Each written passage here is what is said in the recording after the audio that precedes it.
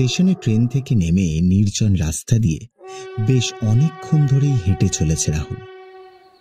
খিদেটা তার প্রচণ্ড পেয়েছে অনেকক্ষণ থেকেই, কিন্তু যতক্ষণ না সে মামার বাড়িতে পৌঁছাতে পারল ততক্ষণ খাবার পাবে বলে মনে হয় না। কিন্তু আরে, এই বাঁশতলার কাছে একটা হোটেল ধাবা মনে হচ্ছে। আমি ঠিক দেখছি তো, নাকি খিদের চোটে ভুলভাল দেখছি?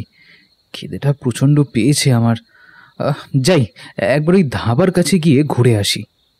বেশ কিছুটা হেঁটে সেই ধাবার সামনে রাহুল একটু থেমে দাঁড়িয়ে তাকায়। এত রাতের মধ্যে কেউ যে সেখানে বসে খাবে এমনটা আশা করাই বৃথা। সেখানে কাউকে দেখতে না পেয়ে স্বভাবতই রাহুল একটু ডাক দিল, কেউ আছেন? ভেতরে কেউ আছেন কি? একবার দয়া করে একটু বেরিয়ে আসবেন। আমি অনেক দূর থেকে আসছি, প্রচণ্ড খিদে পেয়ে গেছে, তাই মানে মানে এখানে ধাবা দেখে তাই এলাম এখানে। দয়া করে একবার যদি একটু বেরিয়ে আসেন। কি ব্যাপার, কি চাই এখানে? আসলে আমার প্রচণ্ড খিদে পেয়ে গিয়েছিল, যদি কিছু খাবার দয়া করে দেন আমাকে। আপনার যা পয়সা লাগবে আমি দিয়ে দেবো, তাতে কোনো অসুবিধে নেই। এত রাতে এখানে খাবার পাওয়া যাবে না, তুমি এখান থেকে চলে যাও। সে কি, আমার মনে হচ্ছে যেন ওইখানে আমি তো ভাত রাখা দেখতে পাচ্ছি। মানে কিছু তরকারি না হলেও চলবে, শুধু আমাকে যদি একটু ভাতও দিতেন তাহলেও খুব ভালো হতো। এই ছোকরা, তোমাকে কি বললাম কানে গেল না? তোমাকে না বললাম এখান থেকে চলে যাও, আমার কাছে কোনো খাবার হবে না? যা বাবা, এ আবার কেমন লোক! না না, এখান থেকে পালিয়ে যাই। এর যা ব্যবহার, না জানি খাবারের সাথে বিষ মিশিয়ে দেবে কিনা। রাহুল সেখান থেকে বেরিয়ে যেতে যাবে এমন সময় হঠাৎ করে তার চোখে পড়ল ধাবার মধ্যে থাকা সেই বুড়োর দিকে। দুটো তকতকে জ্বলন্ত লাল চোখ লোভী দৃষ্টিতে তাকিয়ে আছে তার দিকে, যেন এক্ষুনি তাকে খেয়ে ফেলবে। এ কি, আপনি আমার দিকে এইভাবে তাকিয়ে আছেন কেন? তোমাকে বললাম না এখান থেকে চলে যাও। হয় এখান থেকে চলে যাও, নয় তোমার ঘাড় মটকাতে বেশিক্ষণ সময় লাগবে না। ভূত, ভূত, বাঁচাও, ভূত! তবে রে বেটা, এতবার করে বললাম, আমার কথা কানেই গেল না তাই না? তোকে তো আজকে মেরেই ফেলবো। এই বলে সেই বুড়োর ভূত তার দিকে হিংস্রভাবে এগিয়ে এলো, আর সহ্য করতে না পেরে রাহুল চিৎকার করে সেখানে অজ্ঞান হয়ে পড়ে গেল। অজ্ঞান অবস্থায় বাঁশতলা থেকে উদ্ধার করে মহারাজ তান্ত্রিক তার নিজের ছোট্ট কুটিরের মধ্যে নিয়ে এসেছে রাহুলকে। ধীরে ধীরে রাহুলের জ্ঞান ফিরে এলো। তান্ত্রিক তার মুখের সামনে ঝুঁকে পড়ে জিজ্ঞাসা করল, কি ব্যাপার বাবা, তুমি এতটুকু একটা ছেলে ওরকম ভয়ানক বাঁশতলায় অজ্ঞান হয়ে পড়েছিলে কেন? কি হয়েছে কি তোমার? আমি আমি কোথায়? আমাকে কি ওই ভূতে মেরে ফেলেছে? কেউ তোমাকে মেরে ফেলেনি, আমি ঠিক সময় সেখানে পৌঁছে গিয়েছিলাম, তাই তুমি বেঁচে গেছো। কিন্তু কি হয়েছে তোমার? কাকে দেখেছিলে তুমি? একটু ধাতস্থ হয়ে উঠে বসবার পর রাহুল তার নিজের অভিজ্ঞতা বলতে শুরু করল। বহু বছর পর মামার বাড়ি এসেছিলাম, কিন্তু সেই যে এরকম ভূতের মুখে পড়তে হবে সেটা আমি বুঝতে পারিনি। প্রচণ্ড খিদে পেয়ে গিয়েছিল বলে সামনে একটা ধাবা দেখে গিয়েছিলাম কিছু খাওয়ার জন্য, কিন্তু সেখানে খাবার তো পেলামই না, উল্টে ভূতের হাতে আরেকটু হলে প্রাণটা দিতে হতো। বুঝেছি, তুমি নিশ্চয়ই ওই মরা নদীর পাশে যে ধাবা আছে তার কথা বলছো, তাই তো? তা তো আমি জানি না, আমি বহু বছর এখানে আসিনি। ছোটবেলায় দেখেছিলাম একটা নদী এখানে ছিল, কিন্তু তারপর থেকে তো আমি... তোমার ভাগ্য ভালো, তুমি খুব বাঁচা বেঁচে গেছো, না হলে আজ পর্যন্ত কোনো মানুষ ওই ধাবা থেকে জ্যান্ত অবস্থায় ফিরে আসতে পারেনি। কিন্তু আরেকটা ব্যাপার, তাই যদি হয় তাহলে সেই ভদ্রলোক আমাকে এইভাবে বিপদের মুখে ফেলে দিয়ে চলে গেলেন কেন? কার কথা বলছো তুমি? কে সে? কিছুক্ষণ চুপ করে থাকবার পর রাহুল আগের সব ঘটনা বলতে শুরু করল। ট্রেন স্টেশন থেকে বেরিয়ে কোনো ভ্যান রিক্সা দেখতে না পেয়ে রাহুল একাই হাঁটতে শুরু করলো অন্ধকারের মধ্যে। এইরকম যদি জানতাম তাহলে নিশ্চয়ই মামাকে খবর দিয়ে আসতাম। এইভাবে একলা রাতে পথে হাঁটা খুবই বিপজ্জনক। চোর ডাকাতের ব্যাপার তো আর বলা যায় না, কখন এসে মেরে ফেলে। দোনমোনা করে চলতে চলতে হঠাৎ করে ছোটবেলায় দেখা তার পুরনো রাস্তাটাই হারিয়ে ফেলল সে। তিন মাথার এক জায়গায় দাঁড়িয়ে পড়ল। যা, এটা কেমন হয়ে গেল? এবার তো মাথায় বাজ পড়ার জোগাড়। আসল রাস্তাটাই তো ভুলে গেলাম। এই কোনখানে ছিল এ বাবা? তাহলে এবার যাব কোন দিকে? এখানে এভাবে তিনটে রাস্তা ভাগ হয়ে যাবে সেটা তো বুঝতে পারিনি। এভাবে বেশ কিছুক্ষণ চুপ করে দাঁড়িয়ে আছে। এমন সময় হঠাৎ করে দেখতে পেল সেই বাঁশ গাছের নিচ থেকে একটা লোক অন্ধকার থেকে বের হয়ে এলো। কে কে ওখানে দাঁড়িয়ে? কে তুমি? আসলে আমি আসছি অনেক দূর থেকে, কিন্তু এখানে এসে আমি পথ হারিয়ে ফেলেছি। না মানে তুমি মানুষ তো নাকি ভূত? ভূত হলে সাবধান করে দিচ্ছি, আমার কিন্তু মাতুলি পরা আছে হাতে। আমার গায়ে যদি হাত দিতে আসো তাহলে কিন্তু জ্বলে পুড়ে ছারখার হয়ে যাবে। আরে মশাই, কি আবোল তাবোল কথা বলছেন আপনি বলুন তো? এদিকে আমি পড়েছি নিজের জ্বালায়, আর আপনি আমাকে ভূত ভাবছেন? এখনকার দিনে বলা যায় না কে মানুষ, কে যে আসে আর কে যে ভূত। বাবা, একদমই ধারণার বাইরে। হ্যাঁ, কখন যে সে ঘাড় মটকিয়ে দেবে তখন আমাকে আবার ভূত হয়ে ঘুরে বেড়াতে হবে। দয়া করুন, আমাকে ভুল বুঝবেন না। রাতের বেলায় এসে মহা বিপদে পড়ে গেছি। আপনি যদি এই গ্রামের বাসিন্দা হন তাহলে আমাকে একটু সাহায্য করুন না। তুমি কাদের বাড়ি যাবে? আমার মামার নাম কৃষ্ণ। আমি মামার বাড়িতে এসেছি, কিন্তু অনেক বছর বাদে এসেছি বলে পথ ভুলে গেছি।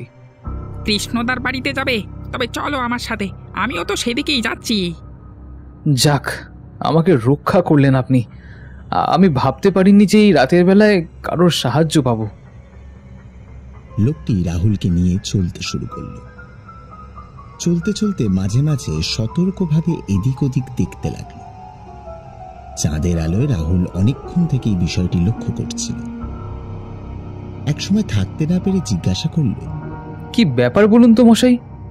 আপনি থেকে থেকে এরকম চতুর্দিকে ভয়ে ভয়ে তাকাচ্ছেন কেন? তাকাতে হয় বাবু, তাকাতে হয়। এখানে চোখ কান খোলা না রাখলে নিজের প্রাণ পাখিটা কখন যে এই হাত থেকে কার হাত থেকে বেরিয়ে যাবে বলা যায় না। আপনি বারবার এরকম ভয়ানক কথা কেন বলছেন বলুন তো? একে অনেক দিন বাদে এসেছি, আমার সবকিছুই যেন অপরিচিত লাগছে। তার উপর আপনি মাঝে মাঝে এরকম ভয়ানক ভয়ানক কথা বলছেন, ভয় লাগে তো। আমি ভয় দেখাতে চাই না, শুধু যেটা সত্যি সেটা বলছি। হঠাৎ করে সামনে দূরের একটা বাঁশঝাড়ের পাশ থেকে একটা আলো ভেসে এলো। তার সাথে রাহুলের নাকে খাবারের গন্ধ ভেসে আসতেই তার পেটের খিদেটা চাগার দিয়ে উঠল। আরে, এত সুন্দর খাবারের গন্ধ কোথা থেকে আসছে? খাবারের গন্ধ? তার মানে আমি তো গন্ধ পাচ্ছি না। আপনি কিসের কথা বলছেন? আমার প্রচন্ড খিদে পেয়ে গেছে।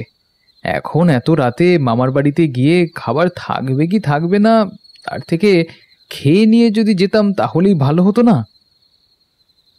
যদি আপনার খিদে পায় আপনিও আমার সাথে চলুন না। পয়সা নিয়ে চিন্তা করবেন না, সে না হয় আমি দিয়ে দেবো।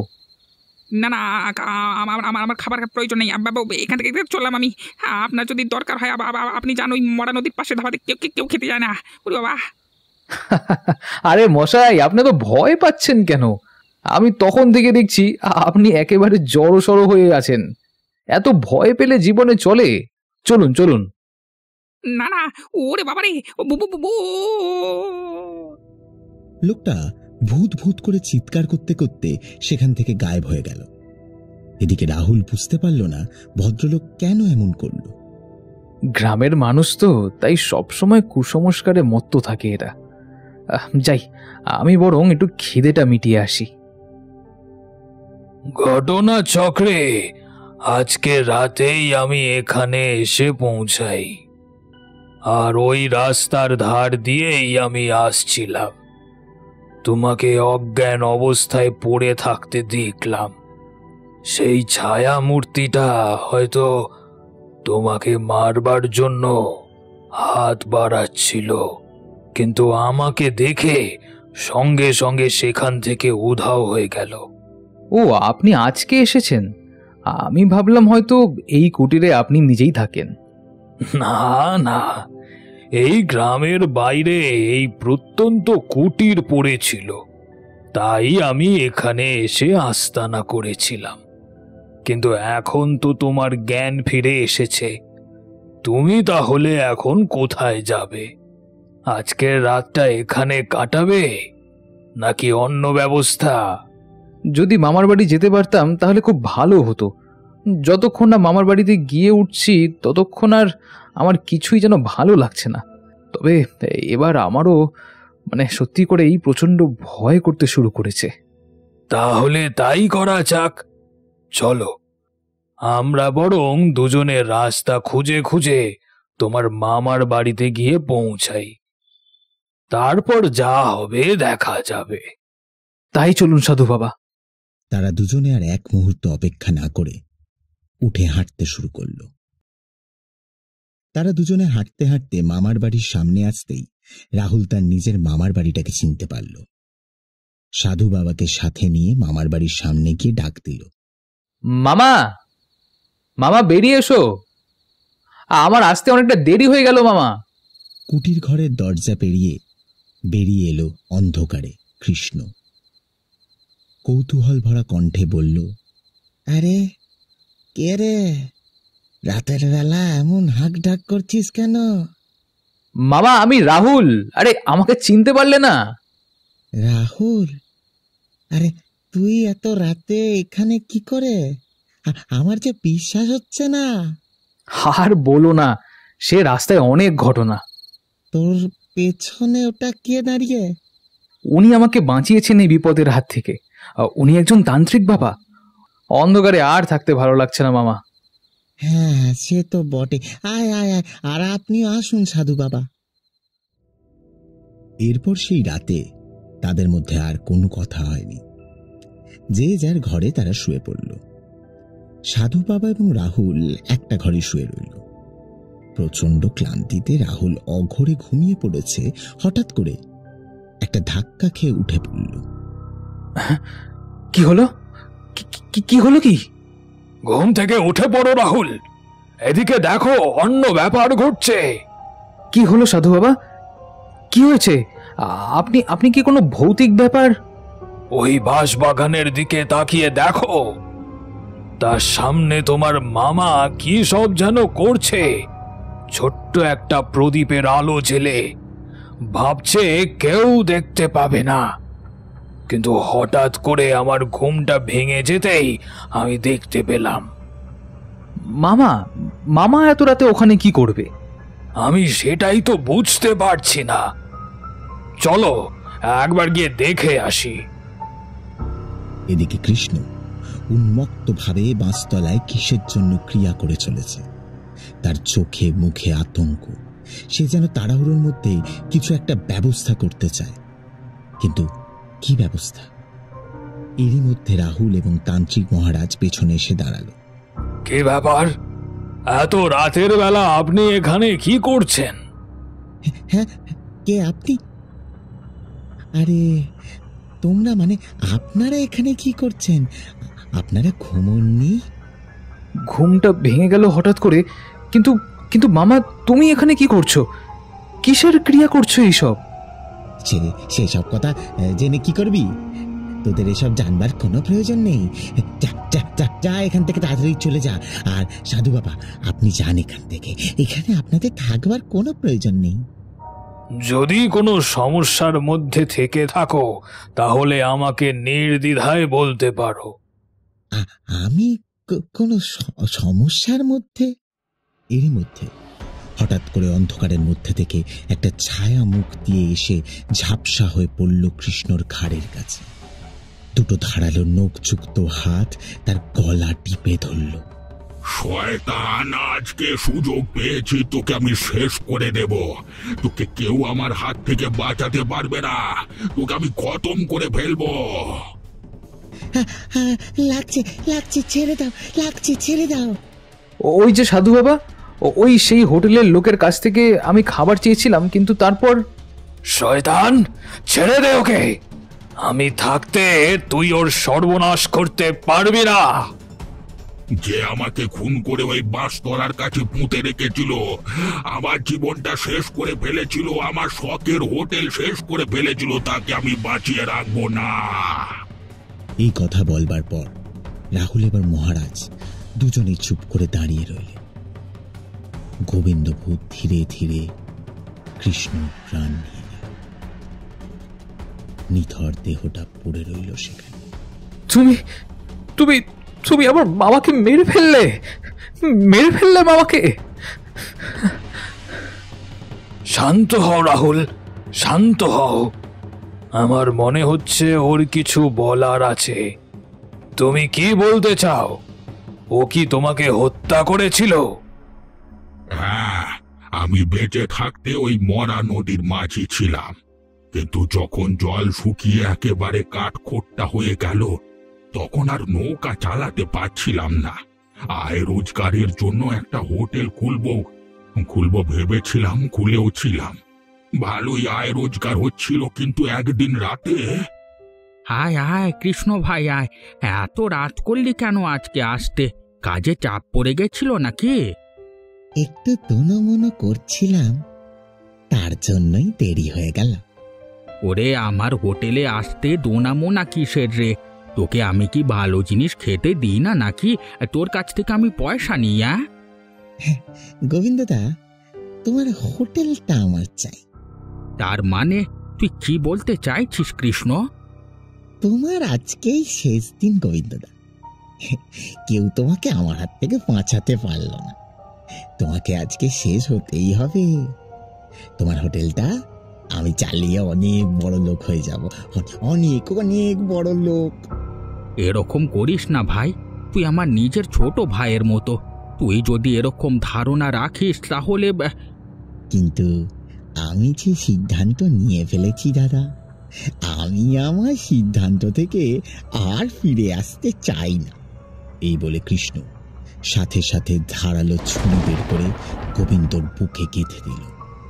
সাথে সাথেই প্রচন্ড রক্তপাত হয়ে গোবিন্দ সেখানেই মারা গেল। সমস্ত কথা গোবিন্দর ভূত তাদের সামনে বলল। আমাকে একটা সাহায্য করতে পারবেন? বলো গোবিন্দ, কি সাহায্য চাই তোমার? আমাকে একটু মুক্তি দেওয়ার ব্যবস্থা করে দিন না, দয়া করুন। হ্যাঁ, নিশ্চয়ই। আমি আর রাহুল আজকে ব্যবস্থা করছি। আজকে রাতের সময়টা অনেক ভালো। কে রাহুল, তুমি আমাকে সাহায্য করবে তো? আমার মামা যে কারোর এরকম ক্ষতি চিন্তা করতে পারে সেটা আমি কল্পনাতেও ভাবতে পারি না। হ্যাঁ হ্যাঁ সাধু বাবা, আমি সাহায্য করব আপনাকে। অন্তত আমার মামা যে পাপ করেছে তার প্রায়শ্চিত্ত আমি করব। তোমাদের অসংখ্য ধন্যবাদ। তোমরা না থাকলে হয়তো আমার কষ্টটা কেউ বুঝতো না। যদি আপনাদের আমাদের ভিডিও ভালো লেগে থাকে তাহলে আমাদের চ্যানেলটিকে সাবস্ক্রাইব করবেন আর পাশে থাকা বেল আইকনটি প্রেস করে দেবেন পরবর্তীতে আরো নতুন নতুন ভিডিও দেখার জন্য। ধন্যবাদ।